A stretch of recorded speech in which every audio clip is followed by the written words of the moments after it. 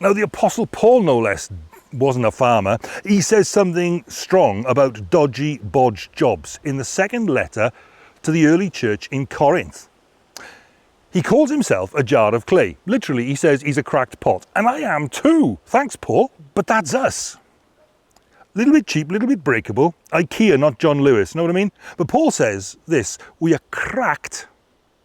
But, speaking as a believer, he says cracked but not crushed. Knocked about but not destroyed. Not because the cracks don't matter or don't hurt, but because there's been a proper fixer on the job for Paul, and I've got to say for me. But because what's been put inside us, inside crackpot Paul and significantly crackpot Simon, this fix from the inside is stronger now than the broken pot could ever be by itself. Very fundamentally, there's something at the core holding it all together when the outside can't.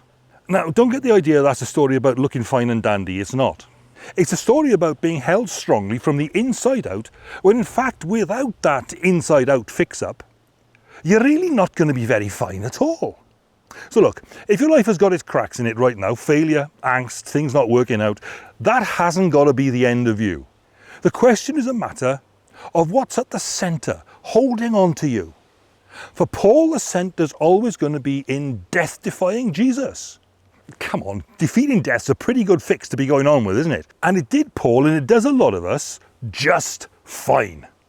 So what's actually long-term in your life holding you together right here, right now? You can hit me up in the messages on welshrev.com or whatever, and I'll give you some tips on how to get things properly started with the one who is actually the great physician and the boss.